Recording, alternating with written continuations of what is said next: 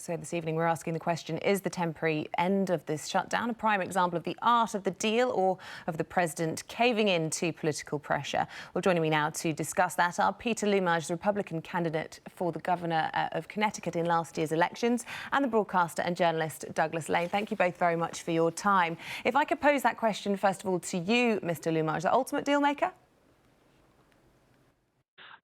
Look, I think that we have to respect the fact that the President of the United States took the position that he ran on the promise that he's going to build a wall, he's going to put America first, he's going to protect this nation. And I think that the supporters are pretty much supporting him and continue to support him.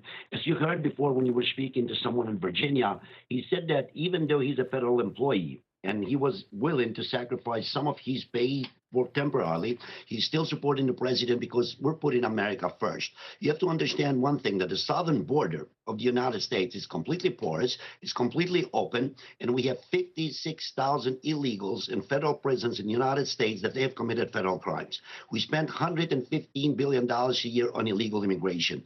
90% of the illegal drugs in the United States come through the southern border. The president didn't cave in, but he's given the Democrats a chance that we come to their senses and do not allow the extreme left wing of the party, the socialist wing of the party, to hold them hostage, including Pelosi, including Clinton, including Schumer. Years ago, a couple of years ago, they were all for the border. They were the ones who won the record, and they said that we have to defend, to protect the border, to build a wall, to make sure that America is safe. And the president is just delivering that message very, very clearly to his base and to his supporters and to the American people. Well, let me bring in Mr. Lain at that point. I did actually see you rolling your eyes there. I mean, I suppose some would say that he appears to be buckling under pressure, given that this is the exact same proposal that was presented to him a couple of weeks ago. What's changed?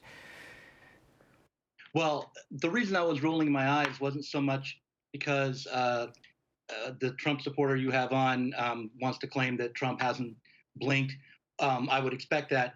But calling Pelosi a socialist was sort of surprising. I mean, it shouldn't have been. I actually work for a Marxist socialist publishing company, and let me tell you that I don't consider Nancy Pelosi to be any kind of socialist. What's most interesting about what's happening right now to me is that it's all operating on the level of symbolism. If you listen to the people in Virginia, they were claiming or hoping that by putting up a barrier at the border, that their problems, their social problems would go away or at least be diminished. Of course, there's no chance of that. The problems that they're facing can't be reduced to keeping Mexicans out of the country. They can't be reduced to keeping the bad people out. But it's easy to kind of fall into that kind of thinking when you're dealing with a world and a situation which is incredibly complicated and which is sort of careening out of control. So for me, the problem here isn't so much Trump. You can't expect Trump to behave any differently than he does.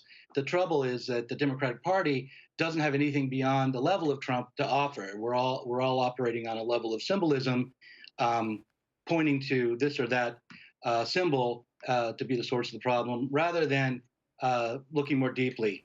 Okay, but what does that actually mean for Trump himself and his own sort of grip on power?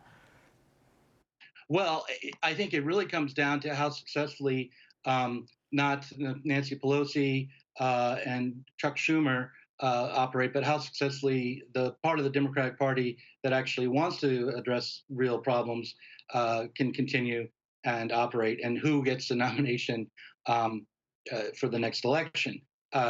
You know, I support the Sanders wing of the Democratic Party, not full-throatedly, but partially, because they're at least addressing those kinds of problems that are in the background in this story. I don't want to get too caught up in the next election, just keeping focus on the short term, particularly perhaps February the 15th, when this impasse could potentially return. What would it mean for you as a Trump supporter, Mr. Lumaj, if the president does declare a state of emergency? Look, the state of emergency can be declared by the president under certain circumstances. From 1976, when we passed the State Emergency Act, we have had 31 state emergencies in the United States. You can go all the way back to 1961, when Lincoln actually declared state of emergency and suspended habeas corpus. The state of emergency is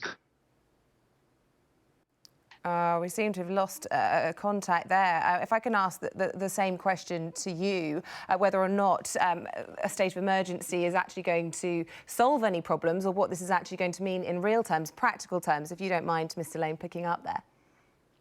I'm unclear as to how reckless it will be to declare a state of emergency. Clearly, there isn't one. I mean, the rate of illegal immigration has declined this year. The problems aren't getting more and more exacerbated, at least not the problems that are really directly related to border control. So if Trump decides to symbolically declare a state of emergency and pass an executive order, I'm not quite sure what the legal and political implications of that will be. I do think it comes down to whether or not the Democratic Party can get it together to try to address real concerns past the level of pure symbolism. I do think that the Democratic Party right now is riding on simply Trump's erratic, irresponsible behavior, but doesn't have a lot to offer to really oppose him. I believe we've got Peter Lumaj back on the line. I just want to bring you back in for a final thought, and just whether or not you really think that this resolution can be found, certainly for President Trump. Oh, I firmly believe that they're going to find a resolution, because Nancy Pelosi, I didn't call her socialist, by the way, but I said the socialist wing of the Democrat Party is the one that is holding hostage this party. Nancy Pelosi is going to come to her senses. She's going to sit down and talk to the president. They are going to negotiate a solution every year. Otherwise, the president is going to... What will this mean for his supporters if he's losing his own supporters?